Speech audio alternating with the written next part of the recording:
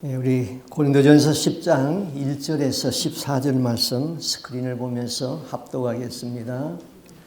형제들아, 나는 너희가 알지 못하기를 원하지 아니하노니 우리 조상들이 다 구름 아래에 있고 바다 가운데로 지나며 모세에게 속하여 다 구름과 바다에서 세례를 받고 다 같은 신령한 음식을 먹으며 다 같은 신령한 음료를 마셨으니 이는 그들을 따르는 신령한 반석으로부터 마셨음에 그 반석은 곧 그리스도시라. 그러나 그들의 다수를 하나님이 기뻐하지 아니하셨으므로 그들이 광야에서 멸망을 받았느니라. 이러한 일은 우리의 본보기가 되어 우리로 하여금 그들이 악한 전리한 것 같이 전리하는 자가 되지 않게 하려 함이니, 그들 가운데 어떤 사람들과 같이 너희는 우상 숭배하는 자가 되지 말라. 기록된 바 백성이 앉아서 먹고 마시며 일어나서 뛰논다 함과 같으니, 그들 중에 어떤 사람들이 음행하다가 하루에 23,000명이 죽었나니 우리는 그들과 같이 음행하지 말자. 그들 가운데 어떤 사람들이 주를 시험하다가 뱀에게 멸망하였나니 우리는 그들과 같이 시험하지 말자. 그들 가운데 어떤 사람들이 원망하다가 멸망시키는 자에게 멸망하였나니 너희는 그들과 같이 원망하지 말라. 그들에게 일어난 이런 일을 본보기가 되고 또한 말세를 만난 우리를 깨우치기 위하여 기록되었느니라. 그런즉 선줄로 생각하는 자는 넘어질까 조심하라. 사람이 감당할 시험 밖에는 너희가 당한 것이 없나니 오직 하나님은 미쁘사 너희가 감당하지 못할 시험 당함을 허락하지 아니하시고 시험 당할 저음에 또한 피할 길을 내사 너희로 능히 감당하게 하느니라. 그런즉 내 사랑하는 자들아, 우상 숭배하는 일을 피하라. 아멘. 아멘. 독일에 보네프라는 유명한 신학자가 있었습니다. 그는 히틀러의 독재에 저항하다가 체포되어서 결국 사형 은도를 받았습니다. 보네프는 독일 교회가 부정한 일에 대하여서 대항하지 못하는 그 교회의 무능함을 말하면서 그 싸구려 은혜, 그런 말을 했습니다. 이 보네퍼가 말하는 이 싸구려 은혜가 무엇인가? 이것은 이 시대에 우리에게 각성을 주는 말씀이니까 이 싸구려 은혜가 무엇인지를 한번 우리가 살펴봐야 되겠습니다. 첫째는 회개 없는 용서가 싸구려 은혜다 그랬습니다. 삶을 바꾸지 않는데 무조건 용서만 가르치는 것, 그런 사람은 절대로 구원받을 수가 없습니다.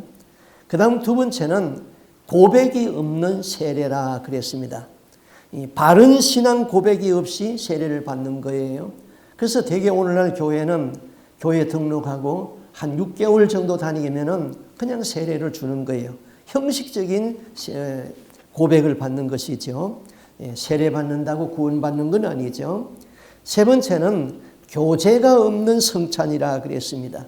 성찬을 통하여서 예수의 피를 먹고 예수의 그 살을 먹고 예수의 피를 마셨다면은 그 예수님이 가르친 대로 그렇게 살아야 되는데 성찬 의식에만 참여하지 삶에는 변화가 없습니다. 네 번째는 십자가 없는 은혜라 그랬습니다. 자기 십자가를 지고 나를 따르라고 예수님이 그렇게 말씀했는데 자기 십자가는 내팽개치고 그냥 무조건 구원만 받겠다는 것이죠. 다섯 번째는 희생이 없는 제자도다 그랬습니다. 그리스도의 제자가 되기를 원한다면은 자기 희생이 따라야 되는데 희생은 하지 않는 것이죠. 자, 우리가 예수를 바로 믿으려면은 이 십자가를 싸구려로 생각하면은 아니 되는 것입니다. 그래서 예수님이 이렇게 말씀했지요. 그날에 나더러 주여 주여 하는 자마다 다 천국에 들어갈 것이 아니고 다만 하늘에 계신 내 아버지의 뜻대로 하는 자라야 천국에 들어가리라. 이것은 행위로 구원받는다는 말씀은 아닙니다. 그러나 믿음으로 구원받은 사람들에게는 반드시 행함이 따라야 한다는 말씀입니다. 내가 그리스도인이라면 내가 예수 그리스도를 나의 주로 모셨다면은 내 삶 속에 말씀대로 행하는 행위가 따라야 한다 이것입니다. 자, 오늘 읽은 성경에서는 바울 사도가 구약 성경을 예를 들어가면서 이렇게 설명을 하고 있습니다.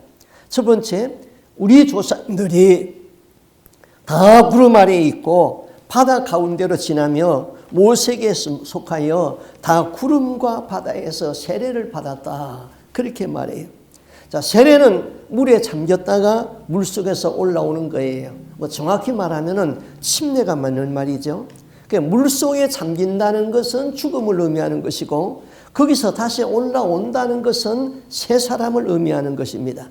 그럼 이스라엘 백성이 애굽에서 나와가지고 바다 가운데로 지나갔어요.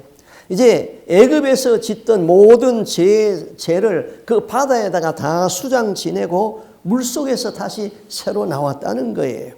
그리고 구름 아래서 이 말은 불기둥과 구름 기둥을 의미했죠. 하나님의 임재가 있었다. 그 바다는 그 홍해 바다예요. 그 물에 빠진 것도 아니고 그냥 바다 가운데로 만들어진 그 길로 걸어 나간 것이죠. 그것을 사도 바울은 세례로 설명했어요. 그 백성은 하나님의 임재 안에서 구름과 바다 가운데서 세례를 받았다. 그리고 3절에는 다 같이 신령한 식물을 먹었다. 그들은 광야에 나와가지고 하나님이 내려준 비상식량인 만나를 먹었다 이 말입니다. 그리고 4절에는 신령한 음료를 마셨다. 이것은 광야에서 마실 물이 없을 적에 모세가 반석에서 물을 쏟아내게 했습니다. 그런데 그 반석은 예수 그리스도다. 자, 그러니까 이스라엘 백성은 하늘에서 내려준 신령한 양식을 먹었고 반석에서도 쏟아지는 신령한 물을 마셨습니다. 이건 바로 성찬이다 이 말이에요. 성찬. 그럼 이 백성이 애굽에서 나와가지고 세례를 받고 성찬에 참여했다. 그러면 이들이 다 천국의 상징인 가나안 땅에 들어가야 되잖아요. 그런데 가나안 땅에 들어가지 못하고 거의가 다 광야에서 죽고 요수아와 갈렙과 그리고 광야에서 태어난 2세들만이 가나안 땅에 들어갔다. 그렇게 말씀하면서 5절에 이렇게 말합니다. 그러나 저희의 다수를 하나님이 기뻐하지 아니하신 고로 저희가 광야에서 멸망을 받았느니라. 자, 교회 나온다고 다 구원받는 거 아니에요. 이 말 참 중요한 말이에요. 하나님은 다수가 구원받는 것을 원치 아니했다. 그렇습니까? 그렇지 않아요. 하나님은 모든 사람이 구원받기를 원하는 거예요. 지금도 하나님이 심판을 연기하고 있는 것은 한 사람이라도 더 회개하고 구원받기를 원하고 있기 때문에 심판을 지금 연기하고 있는 거예요. 하나님은 악인도 그 죄에서 죽는 것을 원치 아니하고 죄에서 회개하고 사는 것을 기뻐한다고 그랬어요. 그러면 하나님이 구원받는 것을 다수가 구원받는 것을 기뻐하지 아니했다. 이 말은 무슨 의미일까요? 구원의 문은 누구에게나 다 열려 있습니다. 그러나 그 문은 좁은 문이고 좁은 길로 가야 되는 것입니다. 구원의 문은 좁은 길로 가려니까 다수의 사람들이 그 길을 가기가 싫어해가지고 넓은 길을 택하여 간다 이 말인 것입니다. 그러므로 많은 사람들이 구원받는 데서 누락된다는 그 말인 것입니다. 넓은 길을 택하고 멸망받는 길로 가는 그 사람들을 하나님이 기뻐하지 아니했다. 그런 뜻이죠. 자, 성경은 우리에게 구원에 대하여서 두 가지를 확실하게 말합니다. 어떤 곳에서는 우리는 이미 구원을 얻었다. 과거 완료형으로 그렇게 기록했습니다. 그리고 또 어떤 곳에서는 너희가 구원을 두렵고 떨림으로 구원을 이뤄나가라. 미래형으로 말했어요. 우리는 이 두 가지를 다 수용해야 돼요. 나는 두렵고 떨림으로 구원을 이뤄나가야 된다. 내가 집사가 되고 장로가 되고 권사가 되고 목사가 되었다고 구원이 확정된 것은 아니다. 오늘도 깨어 있어서 마귀와 싸워서 이겨야 된다. 그러나 주님이 오늘 내 생명을 부르신다면 나는 주님의 은혜 아래서 천국에 들어갈 수 있는 확신이 있다. 내 이름은 하나님 나라 천국 생명록책에 기록되어져 있다. 이 두 가지를 확실히 잡아야 되는 것이죠. 내가 구원받았다고 자만하는 것은 아닙니다. 왜냐하면 내가 천국에 들어가는 그 순간까지 악한 마귀는 나의 구원을, 내 영혼이 천국에 들어가는 것을 구경만 하고 있는 것이 아니죠. 우리를 시험해서 넘어뜨리려고 하는 것이죠. 구원이 이미 다 확정되어 버렸다면 마귀가 시험할 필요가 없는 것이죠. 구원을 무너뜨리기 위하여서 마귀는 오늘도 시험을 한다 이 말인 것입니다. 그러므로 우리는 항상 깨어 있어야 되는 것이죠. 그리고 7절에서 이렇게 말합니다. 저희 중에 어떤 이들과 같이 너희는 우상 숭배하는 자가 되지 말라. 기록된 바 백성이 앉아서 먹고 마시며 일어나서 뛰논다 한과 같으니라. 자, 이 말씀은 출애굽기 32장에서 그 우상 숭배한 사건이에요.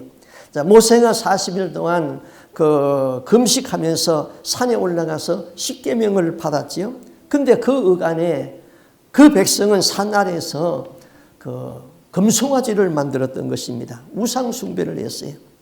자, 모세는 40일 동안 산에서 금식하며 기도했습니다. 그때 하나님은 모세에게 친히 두 돌판을 새기어서 주었습니다. 그 거룩한 시간에 산 밑에서는 무슨 일이 일어났습니까? 모세가 40일 동안 보이지 않으니까 민중은 모세의 형 아론을 찾아와서 이렇게 요구했습니다. 성경에 이렇게 기록했어요. 백성이 모세가 산에서 내려옴을 더딤을 보고 모여서 아론에게 이르되 일어나라.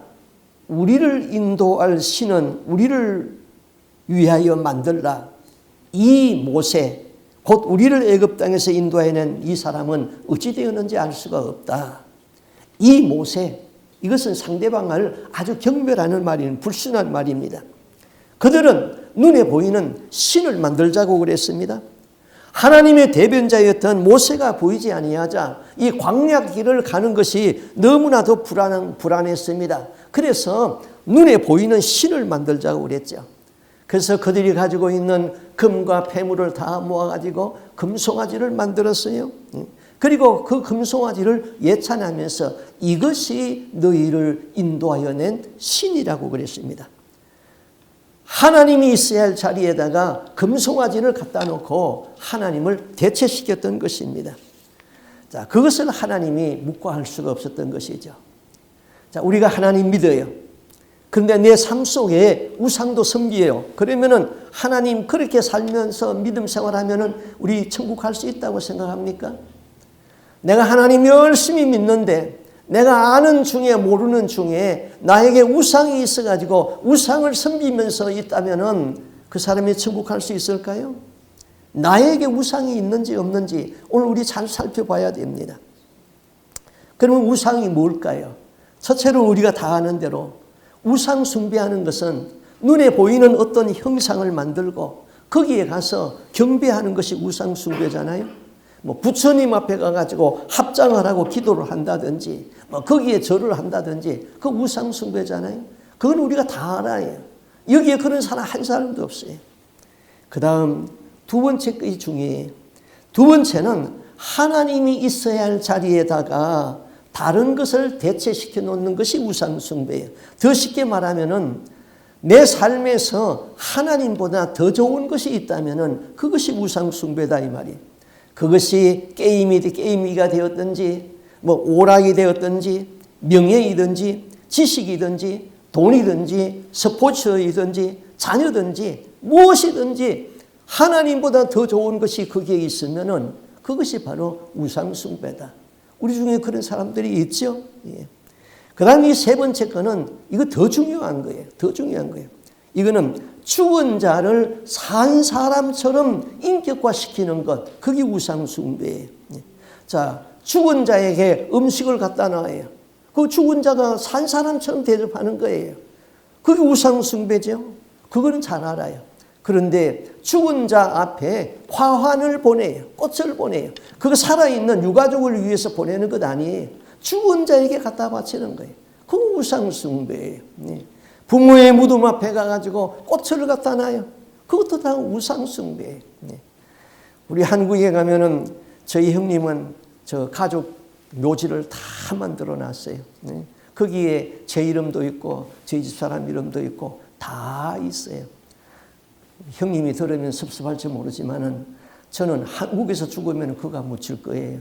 그러나 미국에서 죽으면은 제 바디 다 병원에 도네이션 해버렸어요. 찾아갈 것도 아무것도 없어요. 예.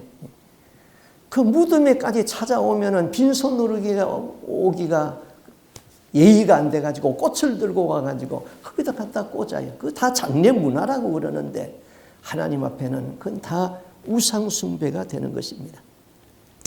하나님은 사람 중심의 기념예배, 죽은 자를 기념하여서 드리는 추모예배, 사람을 축하하기 위하여서 드리는 축하예배, 그런 거 좋아하지 않아요. 우리는 예배만 갖다 붙이면은 자꾸 하나님이 받으시는 줄 아는데 예배만 갖다 붙인다고 하나님이 받으시는 예배 아니라 이 말인 것입니다. 그 다음 또 한 가지의 확실한 우상이 있는데 탐심은 우상숭배다 그랬어요. 골로새서 3장 5절에 탐심은 곧 우상숭배라 그랬어요. 탐심을 가지면은 자기만을 유의하게 되는 것이죠. 이러한 우상들을 버리세요. 우리 신앙의 선진들이 모르고 습관적으로 해온 것이라면 이제 깨달았으면 깨닫고 버려야 되는 거예요. 이러한 우상을 섬기면서 하나님도 섬기면서 그것을 혼합신앙이라고 그래요. 회개가 안 되면 구원받을 수가 없는 거예요. 그 다음 8절, 저희 중에 어떤 이들이 가늠하다가 하루에 23,000명이 죽었나니 우리는 저희와 같이 가늠하지 말자. 이 사건은 민수기 22장에 기록된 사건이에요. 여러분이 성경을 읽었으면 잘 알겠습니다만은 간단히 제가 요약해서 말씀을 드리겠습니다. 이 발람이라는 이방의 예언자가 있었습니다. 그는 이방의 선지자였습니다만은 그의 예언이 너무나 잘 적중했기 때문에 그 지역에서 아주 유명한 사람이 되었습니다. 그런데 모압 나라에 발락이라는 왕이 있었습니다. 모압이 다스리는 나라 근처에 이스라엘 백성이 애굽에서 나와가지고 거기다가 텐트를 쳤습니다. 모압이 위기의식을 느꼈습니다. 그래서 발람에게 사람을 보내가지고 많은 예물을 약속을 하면서 네가 와서 이 백성을 좀 저주를 해달라 그랬습니다. 그래서 발락이 보낸 사신들이 발람에게 왔습니다. 발람이 기도를 했습니다. 하나님, 여차하여서 발락이 사람을 보내었는데 내가 가서 저주를 할까요 말까요? 하나님 말씀했어요. 너는 그들과 함께 가지도 말고 그 백성을 저주하지도 말라. 그들은 복을 받은 백성이다. 발람이 사신들에게 말했습니다. 하나님이 가지 말라고 했으니까 나는 못 갑니다. 발락이 두 번째 사신을 보냈어요. 더 귀한 사람들을 보내며 더 많은 예물을 보내면서 와서 저주를 해달라 그랬어요. 발람의 마음이 그 예물을 보니까 탐심이 생겼어요. 그래서 너희들 여기 기다리라. 내가 하나님 앞에 기도해 보겠다. 또다시 하나님 앞에 기도했어요. 하나님, 혹시 마음이 변하셨는지 궁금해서 내가 다시 기도합니다. 내가 저들을 따라갈까요? 따라가지 말까요? 이미 마음에 탐심이 생겼으니까 하나님이 뭐라고 말씀했겠어요? 그 사람들이 너를 부르러 왔으면 일어나서 함께 가라. 그러나 내가 이르는 말 외에 다른 말은 하지 말라. 그래서 발람이 그러면 그렇지 하고는 기분 좋게 지금 나귀를 타고 사신들을 따라서 갑니다. 하나님이 천사를 보냈습니다. 천사가 칼을 빼들고 오면은 그냥 칼로 내리치려고 지금 기다리고 있습니다. 그런데 발람을 태우고 가던 나귀가 영안이 열려가지고 그 천사를 보았습니다. 앞으로 가면은 칼에 맞을 것 같습니다. 그러니까 밭으로 뛰어들어갔어요. 발람이 지팡이를 가지고 나귀를 때리면서 길로 몰았습니다. 길로 갑니다. 나귀가 칼을 보고는 무서워가지고는 이 좁은 길에서 담벼락에다가 발을 그냥 무질러 버렸습니다. 또 지팡이로 때렸습니다. 앞으로 갈 수가 없어서 나귀가는 그만 땅에 주저앉아 버렸습니다. 그러니까 발람은 또 지팡이를 때렸습니다. 그때에 이 당나귀가 입을 열어서 말을 하는 거예요. 내가 당신에게 무슨 짓을 하였기에 나를 이와 같이 3번을 때리느냐. 그러니까 발람이 또 당나귀하고 무심코 이야기를 합니다. 네가 나를 거역했다. 내 손에 칼이 있었으면 너를 죽였을 것이다. 나는 오늘날까지 당신을 내 등에 태우고 다니던 나귀가 아니냐. 내가 언제 당신에게 이같이 나쁜 버릇을 하던 때가 있었느냐? 없었느냐? 그때 발람의 영안이 활짝 열렸습니다. 그래서 앞에 천사가 칼을 들고 서 있는 것이 보였습니다. 천사가 말합니다. 너의 가는 길이 악함으로 내가 너를 막으려고 나왔더니 나귀가 나를 보고 돌이켜서 내 앞에서 3번이나 피하였다. 나귀가 나를 피하지 아니했으면 너는 벌써 죽었을 것이다. 그렇게 말했습니다. 자, 그 뒤에 일은 어떻게 되었을까요? 여러분이 성경을 읽어보면 다 아세요. 결론은 발람이 발락에게 갔어요. 이스라엘 백성을 저주하지를 못했어요. 오히려 축복만 했어요. 그러니까 발락 왕이 화가 났어요. 이 백성을 저주하라고 발람을 불렀는데 오히려 축복을 해버렸습니다. 발락이 발람에게 약속한 예물을 주지를 않았어요. 자, 발람은 발락 왕에 약속한 그 재물이 탐심이 났어요. 발람은 하나님이 어떤 분이라는 것을 잘 알았어요. 그래서 하나님이 죄를 지으면은 그 백성에게 진노한다는 것도 알았어요. 그래서 발락에게 이렇게 말합니다. 하나님이 이스라엘 백성을 저주하지 말라고 해서 내가 저주를 못했지만은 이스라엘 백성이 망하는 방법을 내가 알고 있다. 이렇게 하면은 그들에게 하나님이 벌을 내리실 거다. 그래서 발람은 발락에게 이스라엘 백성이 죄를 짓는 방법을 알려주었습니다. 우상의 제단을 만들고 거기에다가 우상의 제물을 바치게 했습니다. 그리고 미인들을 불러가지고 그 앞에서 춤을 추게 했어요.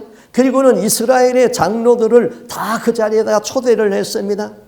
자, 이스라엘의 장로와 원로들이 그 자리에 초대를 해서 가보니 거기에서는 푸짐한 그냥 고기가 우상에게 바쳤던 제물 고기가 있습니다. 그것을 마음껏 먹었습니다. 거기에다가 미인들이 나와가지고 치마를 걷어붙이고는 춤을 추는데 정신이 홀려버렸습니다. 우상에게 바쳐진 제물을 먹었습니다. 여자들과 간음죄에 빠져버렸습니다.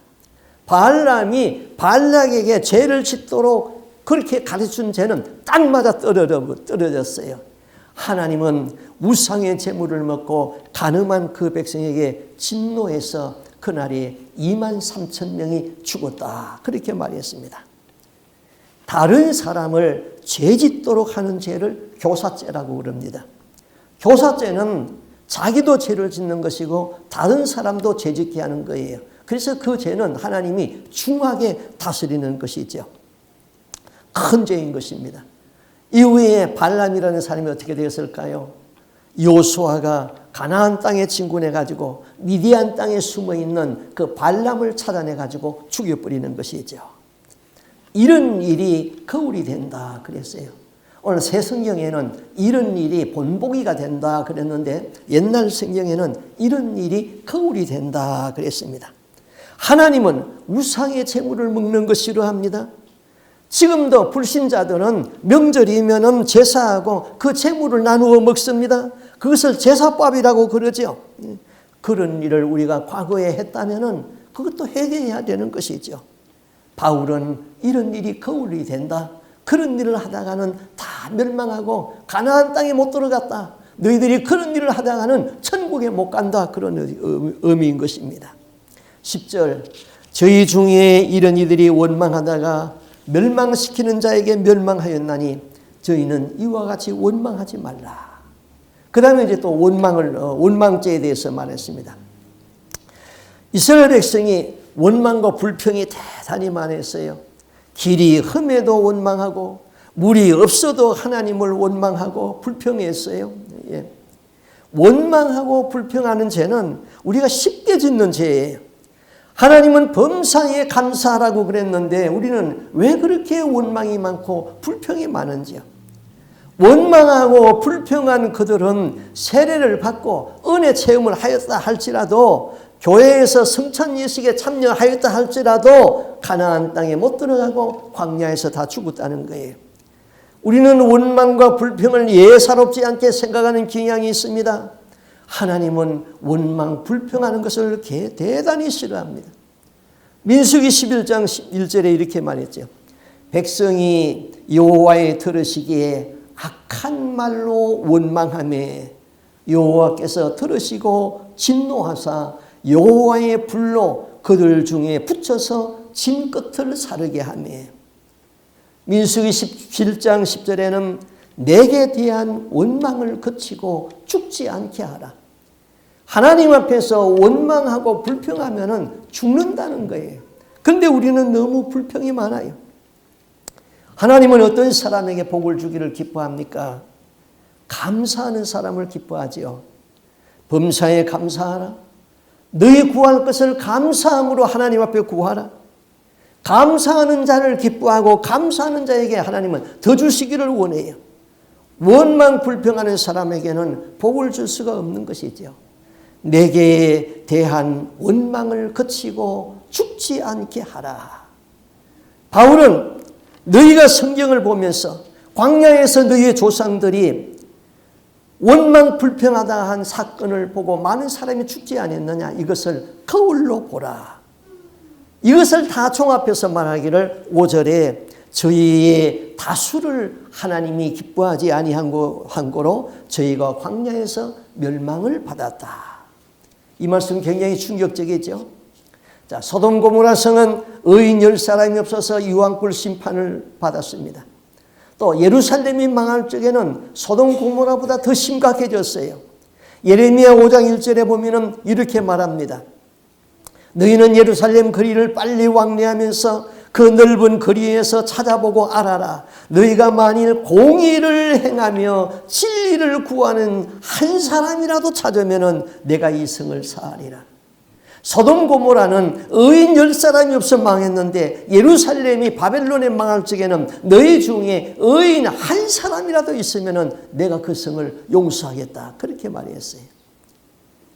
하나님은 죄를 지으면서 적당히 살아가는 사람보다는 정직한 사람, 공의를 행하는 사람, 의로운 몇 사람을 더 기뻐하는 것이지요. 우리 하나님은 진노를 오래 품지 않는다고 그랬습니다. 자비로우신 하나님이십니다. 그러나 한 번 진노하시면은 무엇이든지 아끼지 아니하고 다 버려버리십니다. 솔로몬이 금으로 그렇게 아름다운 성전을 지었어도 그 성전 안에 우상이 들어오니까 이방인의 손을 들어서 다 흘려버렸던 것입니다. 사람도 하나님께서 한번 진노하기 시작하면은 던져버립니다. 건강을 깨버립니다. 재물을 터터버립니다. 원색적으로 말하면은 하나님이 한번 진노하시면은 무엇이든지 내동댕이를 쳐버립니다. 그분의 진노하심 앞에는 하늘의 천체가 흔들리고 별들이 떨어지고 바다가 운다고 그랬습니다. 바울은 이 모든 일이 거울이 된다. 계속해서 강조해서 말합니다. 6절, 그런 일은 우리의 거울이 되어 우리로 하여금 저희가 악을 전리한 것 같이 전리하는 자가 되지 않게 하려 믿니라. 11절, 저에게 당한 이런 일이 거울이 되고 또 말세를 만난 우리의 경계로 기록하였느니라. 자, 우리 중에 거울을 보지 않는 사람 없겠지요? 거울은 여자들의 필수품 아닙니까? 미인이 되기를 바란다면 거울을 자주 봐야 돼요. 어떤 분이 거울이라는 주제로 이렇게 글을 썼더라고요.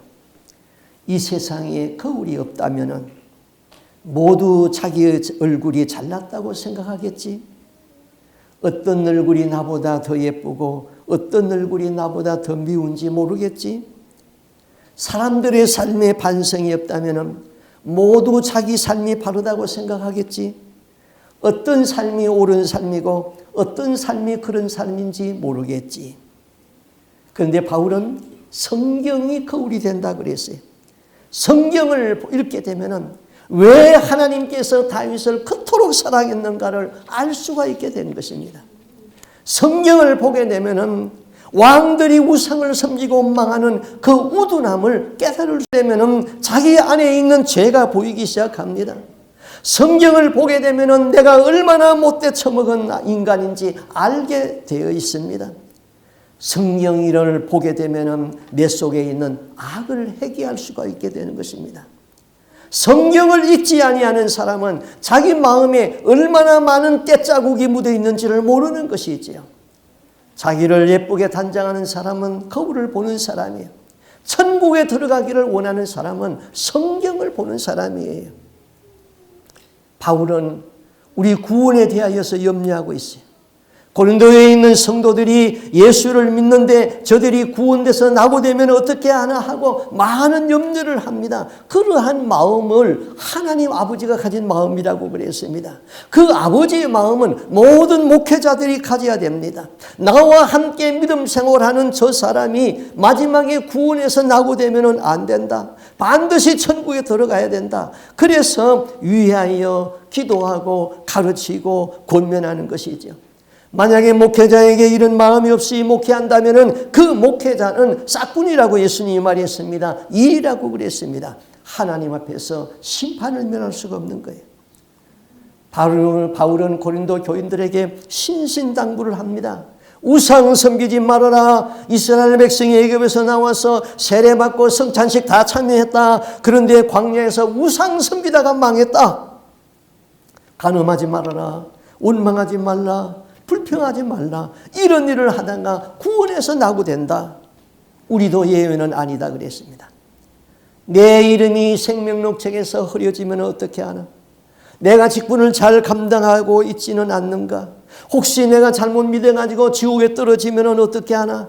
그 유명한 목사님도 지옥에 있다고 그러는데 내가 과연 그 목사님보다 더 잘 예수를 믿고 있는가? 염려가 되죠. 그래서 바울은 분위기를 확 바꿔서 말합니다. 13절에 이렇게 말합니다. 사람이 감당할 시험 밖에는 너희에게 당한 것이 없나니 오직 하나님은 미쁘사 너희가 감당치 못할 시험을 당함을 허락하지 아니하고 시험 당할 즈음에 또한 피할 길을 내사 너희로 감당하게 하시느니라. 자, 우리 앞에 오는 여러 가지 시험은 감당할 수 있는 시험인 것입니다. 바울이 조심하라 조심하라 조심하라 이렇게 자꾸 말하게 되면 사람이 위축이 될 수 있죠. 그래서 분위기를 확 바꿔서 이런 많은 시험을 당했지만은 잘 생각해 보라. 하나님이 다 피할 길을 주셨다. 그런데 귀신에 쓰여가지고는 그 피할 길을 피하지 못하고 시험에 들었다는 것이죠. 욥은 어떻습니까? 자녀이 죽고 재산이 탈취당하고 몸에 병이 들고 욥은 정신없이 무너졌습니다. 그러나 욥이 시험을 대하는 자세는 어떤 자세입니까? 욥기 23장 10절에 나의 가는 길을 오직 그가 아시나니 그가 나를 단련하신 후에 내가 정금같이 나오리라. 욥은 시험을 저주로 생각하지 아니하고 하나님이 나를 단련하시고 내 속에 불순물을 다 뽑아내고 나를 정금 같은 사람으로 나오게 하기 위하여서 이런 시련이 있다고 그랬습니다. 내가 세상 것을 잡고 버리지 못하고 미련을 가지고 있을 적에 시험과 시련을 통하여서 이것을 다 버리게 합니다. 병상에서 죽느니 사느니 하는 경지에 가면은 그렇게 내가 애지중지하게 가지고 있던 보석이 아무 소용이 없다는 것을 깨닫게 됩니다. 죽어서 반지 끼고 목걸이 하고 갈 사람 아무도 없어요. 시험을 통하여 끊지 못한 것을 끊게 하는 것이죠. 하나님은 우리를 망하게 하는 시험은 하지 않습니다. 우리를 성장시키는 시험을 하고 나를 천국에서 흠없는 백성을 만들기 위해서 하나님은 시험을 한다고 그랬습니다. 시험은 반드시 감당할 수 있고 피할 길이 있다는 거예요. 우리가 지난날 우리에게 지나갔던 시험들을 생각해 보면 다 피할 수 있는 길이 있었어요. 그런데 내가 귀신에 쓰였는지 알면서도 끌려간 거예요. 성령의 생각을 버리고 자기 생각으로 따라간 것뿐이에요. 버논 맥기라는 목사님이 있었는데 그 목사님의 글에 이런 글이 있었습니다. 아주 사탕을 좋아하는 초등학교 다니는 아이가 있었습니다. 그런데 식료품 저장실, 그 펜츄리라고 그러죠. 그 펜츄리에 사탕을 훔쳐놨는데 이 아이가 엄마 몰래 거기 들어가가지고 사탕을 찾느라고 부시럭부시럭 그래도 소리를 내고 있었습니다. 그래서 엄마가 밖에서 말을 걸었어요. 원리, 너 거기서 뭐하고 있는 거야? 이 아이가 그 안에서 말합니다. Mom, I am fighting temptation. 나 유혹하고 싸우고 있는 중이에요.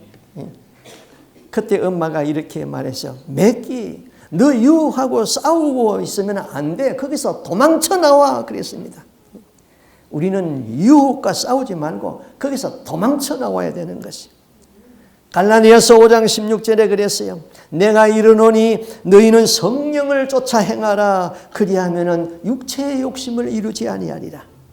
시험에 든 사람은 성령을 쫓아 행하지 아니하고 육체의 욕심을 따라 행하였다. 하나님의 임재 안에 있는 사람은 육체의 소욕을 따라갈 수가 없어요.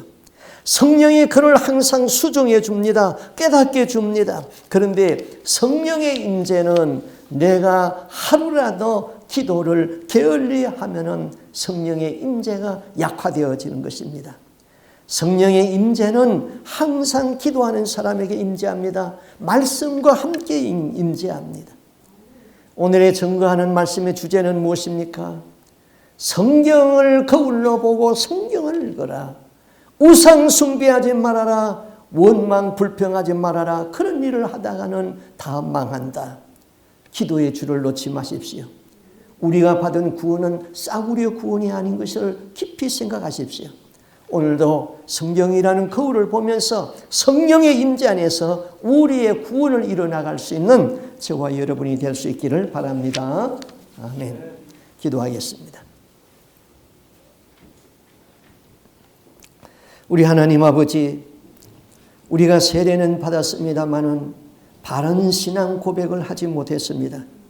하나님 아버지, 우리는 때를 따라서 절기마다 성찬식에는 참여하여서 예수의 피를 마시고 예수의 살을 먹습니다마는 우리의 삶에 변화가 없습니다. 주여, 우리로 하여금 항상 성경을 읽게 하여 주시고 성경을 거울로 삼아서 우리 마음속에 묻어있는 여러 가지 잡다운 지저분한 떼자국을 발견하고 회개할 수 있는 저희들이 되게 하여 주시옵소서. 우리가 하나님을 믿습니다. 그럼에도 하나님, 우리가 성경을 읽지 아니하고 깨닫지 못했기 때문에 우리의 신앙의 선배들이 관습적으로 해나간 그 우상 숭배를 우리가 지금도 그대로 하고 있으면서 천국에 간다고 오해하고 있습니다. 우리로 하여금 우상 숭배하는 자가 되지 않게 하여 주시옵소서. 원망 불평하는 자 되지 않게 하여 주시옵소서. 날마다 성경을 상고하면서 성령의 지시를 받으면서 하나님과 동행하는 삶을 살게 하여 주옵소서. 그래서 이 땅에서 믿음으로 살다가 땅에 있는 장막이 무너질 적에는 여기 있는 우리 성도는 한 사람도 구원에서 낙오됨이 없이 다 천국에 들어갈 수 있는 복된 하나님의 사람들이 되기를 간절히 소원하옵고 존귀하신 예수님 이름으로 기도하옵나이다. 아멘.